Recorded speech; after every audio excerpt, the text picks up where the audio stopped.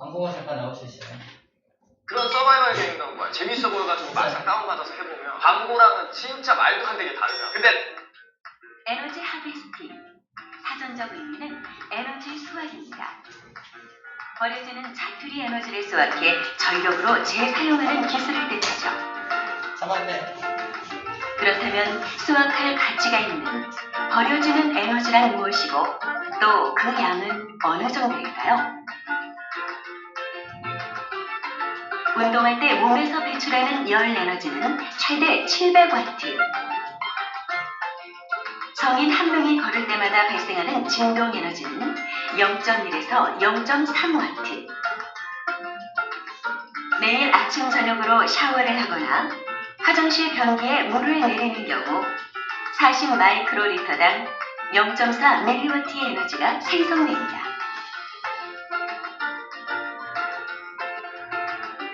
운전을 할 때도 실제 운행에 사용되는 에너지는 연료의 18%, 나머지는 엔진과 배기가스열로 버려집니다.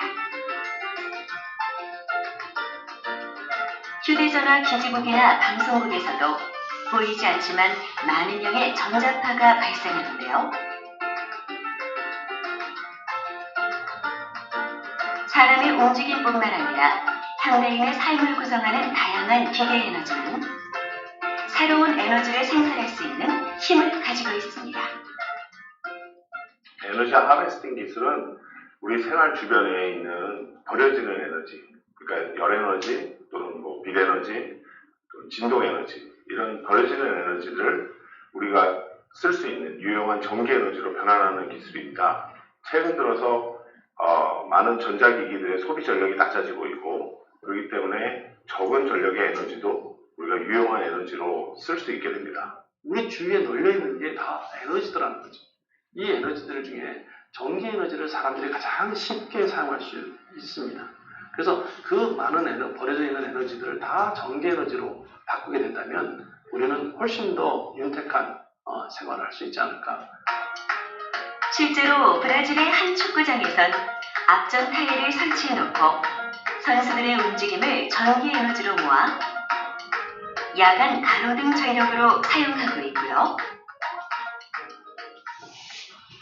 일본 도쿄역 개찰구에선 매일 출퇴근하는 약 300만 명의 발걸음으로 전력을 생산하고 있죠. 어때요?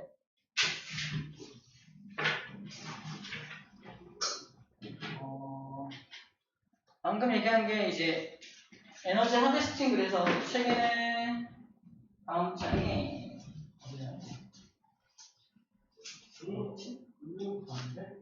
궁금해?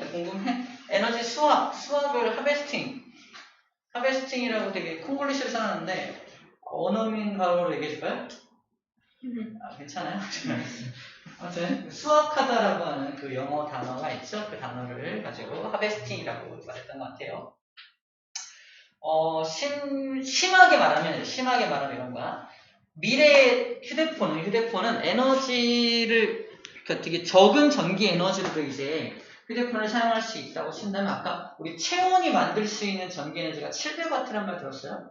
700W? 그 정도면은 700W면 1초에 700줄 정도의 에너지를 만들어낸다는 뜻이거든요. 700W면 1초에 700줄, 어마어마한 에너지인데, 물론 우리 체온을 모두 전기 에너지로 만들 수 있다면 이라는 가정이겠지만, 근데 그렇게 할 수 있는 기술이 있어서 내가 만약에 내 체온을 이용해서 전기를 만드는 장치가 허리에 부착이 돼 있어. 여기서 그냥 휴대폰을 여기다 이렇게 주머니 넣고 다니면, 주머니 쪽에 이렇게 무선 충전 장치를 해놓으면 주머니 넣고 다니면 나중에 충전 다 돼 있는 거예요. 따로 그런 거 필요 없이 내가 아침에 밥만 먹으면, 그죠? 밥만 먹으면 휴대폰 충전이 되는 겁니다. 그죠? 내 몸에 이렇게 부착만 하고 있으면 충전이 되는 거야. 그런 기술이, 그런 날이 올 수 있을 수 있다라는 얘기를 하고 있는 거고요. 실제로 도쿄의 그 사람들의 발걸음, 진동 에너지, 사람들이 밟는 진동 에너지, 그 진동 에너지를 전기 에너지를 만들어서 활용하고 있는 거랑, 그다음에 아까 운동장에서 선수들이 엄청 뛸 거 아니면서 엄청 뛰는 그 진동 에너지를 또 이용해서 야간 조명을 켤 수 있을 정도의 에너지를 만들어서 야간에 따로 별도의 전기를 공급하지 않고 낮에 열심히 뛰어놓은 후 그걸 가지고 밤에 전기를 켜주는 겁니다. 그죠? 그런 것들도 이미 활용하고 있는 기술, 에너지 수학 기술, 하베스팅 기술, 그죠? 수학 기술이라고 불러주는 겁니다. 자, 그리고 요거는 여러분들 저거 예전에 한번 한것 같은데 이게 친환경 에너지 도시. 저번에 나왔던 그림은 친환경 에너지 집을 구상하는 거였죠. 기억납니까? 우리 집을 만들 때 뭐 단열재를 엄청 좋은 걸 쓴다. 그치? 지열을 끌어와서 지열을 이용해서 막 에너지를 또 전기 에너지를 만든다. 태양 광발전을 통해서 전기를 공급받는다. 그죠? 되게 효율적으로 에너지를 쓴다. 뭐 이런 것들 막 되게 여러 가지가 있었는데 이거는 약간 도시하고도 연결해서 이제 우리 집뿐만 아니라 내가 속해 있는 도시 전체에 좀 확장된 개념이라고 보면 될 것 같은데 한번 볼게요. 친환경 에너지 도시, 에너지와 환경 문제를 함께 해결할 수 있는 도시인데 일단 이 녀석은요 모든 주택의 지붕에 태양 전지판을 설치한다. 그럴 수 있죠? 가능합니다. 모든 주택의 지붕에 태양 전지판을 설치합니다. 물론 미관과 상관없이 너네 모두 설치해야 돼. 다양성을 파괴한 저런 아이디어, 꼰대들이 하는 생각들이죠. 모든 집에 설치하게 만들어 입법합시다! 이런 거 있잖아. 그런 걸 얘기하는 것 같고요. 아무튼 태양광을 이용하자는 뜻인 것 같고요. 열 병합발전소에서 산업 폐기물을 태워서 에너지를 생산한다. 앞으로는 친환경이니까 뭐 화력발전, 원자력발전 이런 거 쓰지 않고 친환경이니까 열병합발전소에서 산업폐기, 어차피 태워서 없애야 되는 산업폐기물을 태워가지고 거기서 그냥 다 버려지는 열들이겠지만 그걸 이용해서 그 에너지를 생산해서 전기를 만들어서 공급받으면 좀 친환경적이지 않을까라는 아이디어를 내는 것 같고요. 그 다음에 건물관리. 빗물을 저장해서 옥상 정원 관리를 한다. 이거는 이제 물을 좀 아끼자는 뜻이죠. 빗물을 저장했다가 옥상에 정원을 만들어서 이제 물을 공급해야 할 때 그때 그걸 활용하겠다라는 뜻인 것 같고요. 오수를 정화해서 화장실에 활용한다. 자, 오수라는 말은 화장실 물을 말해요. 화장실 물을 한번 대충 걸러요. 대충 걸러서 뭐 안 떠다닐 정도만 대충 걸러서 다시 말해서 세균을 싹 없앤다던가 이게 정수 처리를 완벽하게 거쳐서 다시 공급하는 게 수돗물이거든요. 정수 처리도 해야 되고 막 침전시키고 정수하고 세균 죽이고 염소 투입하고 해서 되게 많은 과정을 거쳐서 돈도 되게 많이 들어가요. 수돗물 만들 때. 근데 이거는 중간 과정까지만 해서 그대로 다시 화장실 물로 공급하는 거예요. 화장실 물로. 그러니까 우리 집의 화장실 물은 다 수돗물입니다. 그죠? 하지만 큰 건물, 백화점의 화장실 물은 이렇게 공급되는 물을 공급하기도 해요. 수돗물을 쓰지 않고.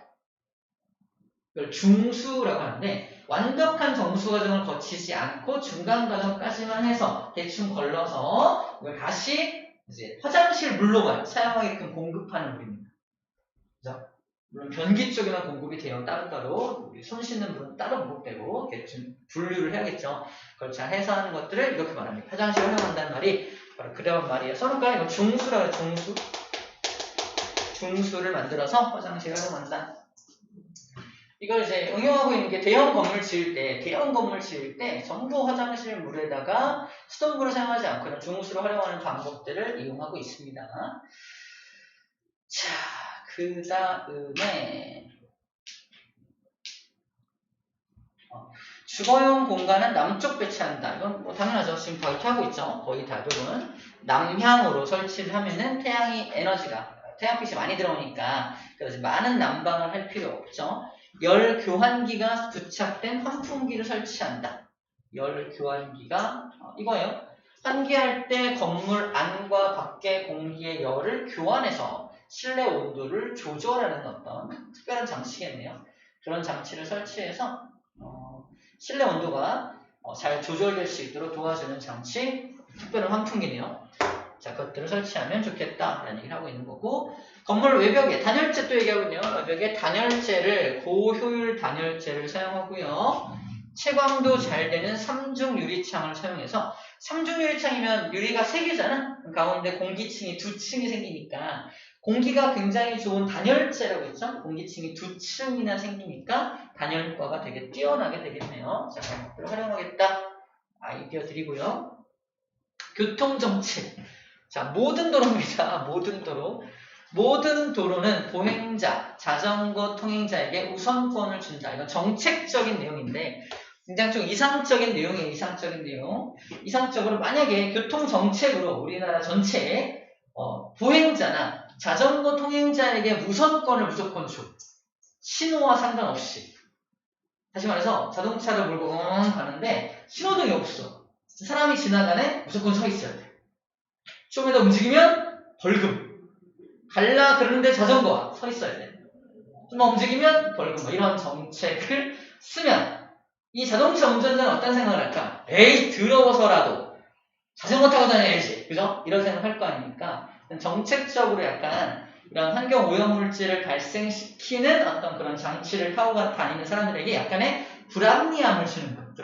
불합리함을 줘서 자꾸 친환경적인 그런 교통수단으로 변경하게끔 그렇게 하는 정책들을 말하고 있어요. 모든 도로는, 그죠? 이렇게 하고 있습니다. 약간 좀 오버한 거고, 그런 식으로 약간 정책적으로 좀 하면은 좀 친환경적인 에너지를 만들어낼 수 있지 않을까, 이런 얘기들을 하고 있는 겁니다. 자, 나머지 내용들 태양광 발전으로 전기 자동차를 충전해서 사용하고 있는 모습이고요. 열병합 발전, 땅속의 지열이죠. 열병합 발전으로 전기를 만들고 온수도 만드는 이런 것들도 하고 있고, 우리가 쓸 수 있는 모든 것들을 다 활용할 수 있다면 이런 좋은 도시를 만들 수 있지 않을까, 이런 아이디어적인 측면으로 생각하시면 되고요. 저번에 말했지만 이런 걸 학교에서 수행평가 같은 거 할 때는 책에 나온 내용 말고 나만의 신선한 아이디어를 좀 적용하면은 좋은 점수를 받을 수가 있을 것 같다라는 얘기를 했었어요. 마찬가지로 선생님이 말했던 이거 있죠. 양수 발전 같은 거, 이런 걸 약간 적용해서 쓰면은 좀 좋은 점수 받을 수 있습니다.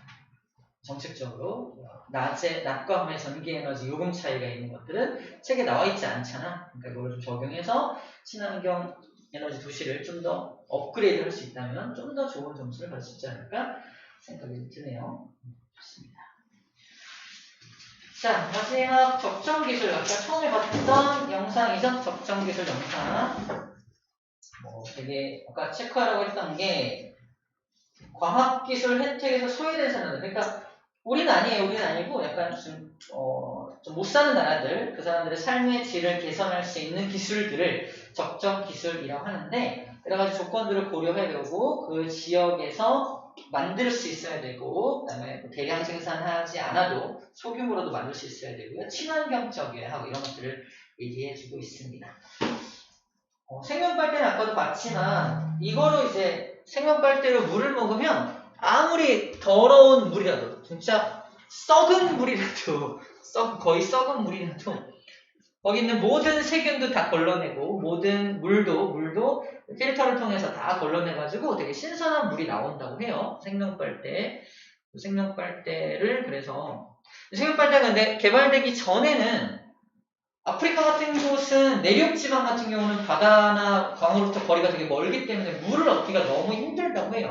그래서 이런 큐드럼도 여기 거의 흑인들 위주로 써놨잖아. 그려놨잖아. 물을 얻으려면 수킬로미터를 걸어가서 물을 떠가지고 이렇게 짊어지고 와야 되는 그런 상황이었는데, 그러다 보니까 이게 너무 힘들고 어려우니까 그냥 자기네 동네에 우물을 만들어요. 우물을 막 만들어. 막 땅을 판단 말이야. 근데 땅을 파서 나온 그 물이 깨끗한 물이 아니라는 거야. 되게 흙탕물, 그죠? 더러운 물. 옆에 막 동물들 썩어서 죽은 시체들 막 널려있고 막 이런 데서 우물을 거기만 물이 나오니까 그 물을 먹으면 일단 갈증은 가시겠지만 배가 너무 아파. 그죠? 세균 때문에. 그래도 안 먹으면 죽으니까 어쩔 수 없이 그 물을 먹고 살았던 거지. 그런데 그렇게 해서 많은 사람들이 죽기도 하고, 그죠? 이 문제가 있으니까 이제 선진국에 있던 어떤 사람이 이 생명빨대를 개발해줘서 그 물이라도 이거 빨대를 가지고 먹으면은 안 죽게, 되게 깨끗한 물을 섭취할 수 있게끔 도와준 겁니다. 아까 어떻게 여러 가지 상들도 많이 받았다고 돼 있었어요. 퀴즈는 마찬가지로 그럼 멀리 깨끗한 물을 퍼와야 되는데 깨끗한 물을 퍼오려면은 사람들이 막 물통을 쥐고 다녔단 말이야. 옛날에 우리나라도 물찌개, 물장사들이 왜 지게에다가 물 져가지고 막 나르고 했던 거 기억납니까?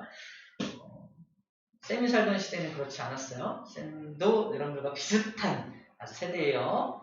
뭐 임금님이라고 부르지 않고 우리도 대통령님이라고 부르고 살았어요. 자동차 똑같이 타고 다녔어요. 가마 타고 다니고 그런 시절에 안 살았어요, 쌤. 알죠? 이렇게 아주 오래전 사람 아닌 거 알죠? 아무튼 그래요. 그런 것처럼 얘네들 물을 떠올 때 그래서 지고 오지 말고 이렇게 끌고 올 수 있게끔 만든 거야. 끌고 올 수 있게 만든 게 바로 이런 큐드럼입니다. 큐드럼. 여기다 물을 집어넣고 그냥 끌고 오면 돼. 줄줄 끌고 오면은 손쉽게 끌고 올 수 있게 되겠죠. 어린아이도 여자들도 쉽게 끌고 올 수 있게 만든 이거를 큐드럼이라고 불러줍니다.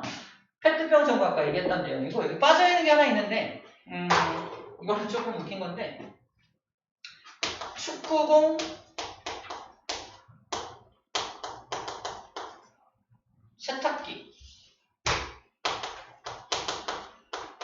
참고로만 드러나요. 아까 축구공 얘기 나왔었는데 아까 나온 축구공은 뭐였지?